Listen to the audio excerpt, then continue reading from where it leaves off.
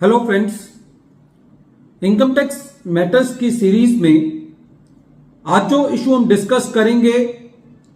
वो revenue expenditure और capital expenditure के बीच में जो थिन लाइन ऑफ डिस्टिंक्शन होती है उसको समझने की कोशिश करेंगे। दूसरा, इस केस का जो महत्वपूर्ण हिस्सा है वो ये है कि इनकम टैक्स एक्ट के अंदर किसी खर्चे की डिडक्शन को क्लेम करने के लिए हमने उस खर्चे का अपने बुक्स ऑफ अकाउंट्स में क्या ट्रीटमेंट किया है ये मैटर नहीं करता, बल्कि उस खर्चे का इनकम टैक्स एक्ट के मुताबिक क्या ट्रीटमेंट होना चाहिए ये मैटर करता है। तीसरा, इस केस में ये इशू था कि यदि असेसी ने अपना कोई एक्सपेंडिचर अपनी बुक्स में कैपिटल एक्सपेंडिचर ट्रीट किया हुआ है और असेसी फर्स्ट टाइम ट्रिब्यूनल के सामने ये दलील रखता है कि ये एक्सपेंडिचर मेरा रेवेन्यू एक्सपेंडिचर है, तो क्या असेसी को बिना सुने ट्रिब्यूनल डायरेक्टली उस क्लेम को रिजेक्ट कर सकती है। ये सारे इशू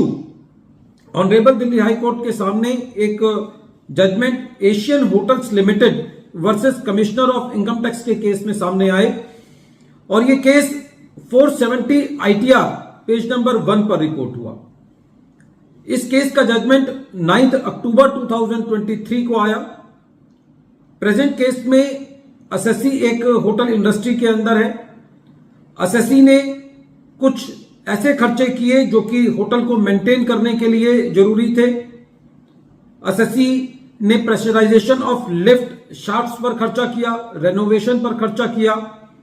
रिफर्बिशमेंट पे खर्चा किया और कुछ एक्सपेंसेस रिपेयर्स पर किए। जब असेसमेंट प्रोसीडिंग चल रही थी तो असेसिंग ऑफिसर ने इन सारे खर्चों को कैपिटल एक्सपेंडिचर माना और उनको अलाउ नहीं किया।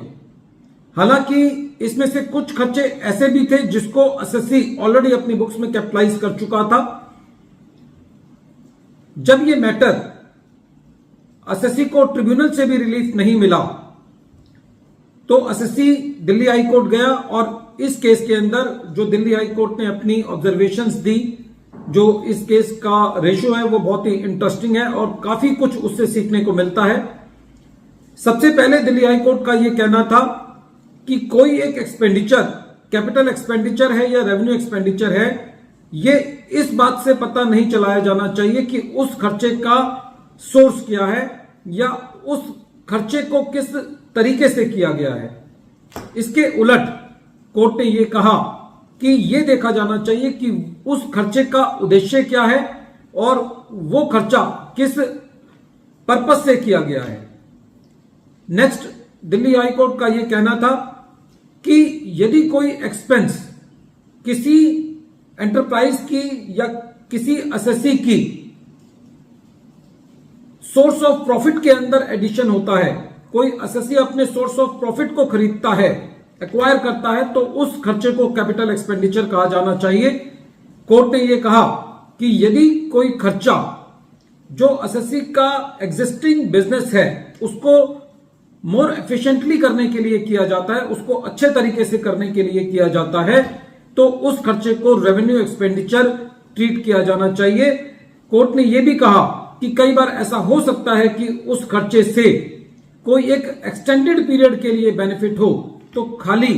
इस वजह से उस खर्चे को कैपिटल एक्सपेंडिचर नहीं माना जाना चाहिए। कोर्ट ने यह कहा कि इससे भी कोई फर्क नहीं पड़ता कि असेसी ने उस खर्चे को अपनी बुक्स में कैपिटलाइज किया है, क्योंकि असेसी ने उस खर्चे को अपनी बुक्स में कैपिटलाइज किया है, यह एक डिटर्मिनेटिव फैक्टर नहीं है, हालांकि इससे एक क्लू जरूर मिल सकता है। कोर्ट का यह भी कहना था कि खर्चों को अलाउ करना या डिस अलाउ करना यह असेसी के अकाउंटिंग ट्रीटमेंट पर निर्भर नहीं करता,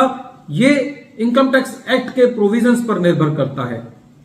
कोर्ट ने यह कहा कि प्रेजेंट केस में जो लोअर अथॉरिटीज थी, असेसिंग ऑफिसर, CIT अपील और ट्रिब्यूनल, उसने इन बातों का ध्यान नहीं रखा कि असेसी ने कोई नया असेट नहीं खरीदा है, असेसी को कोई एंड्योरिंग बेनिफिट नहीं हो रहा है, एसएससी एक हॉस्पिटैलिटी के सेक्टर में है जिसमें ऐसे खर्चे बहुत रेगुलर होते हैं और प्रेजेंट केस में जो खर्चे किए गए हैं वो एग्जिस्टिंग एसेट्स को प्रोटेक्ट करने के लिए किए गए हैं। कोई भी नया सिंगल रूम ऐड नहीं किया गया है और जो भी खर्चे किए गए हैं वो रेनोवेशन पर किए गए हैं, रिफर्बिशमेंट पे किए गए हैं, रिपेयर पर किए गए हैं और pressurisation of the lift shafts के लिए किए गए हैं। कोर्ट का यह कहना था कि दिल्ली हाई कोर्ट की जो ब्रॉड ब्रश अप्रोच है कि एसएससी ने अपने खर्चों को कैपिटल एक्सपेंडिचर दिखाया हुआ है और फर्स्ट टाइम एसएससी ट्रिब्यूनल के सामने ये आके कह रहा है कि ये कैपिटल एक्सपेंडिचर नहीं है, ये रेवेन्यू एक्सपेंडिचर है, ये अप्रोच भी ठीक नहीं है।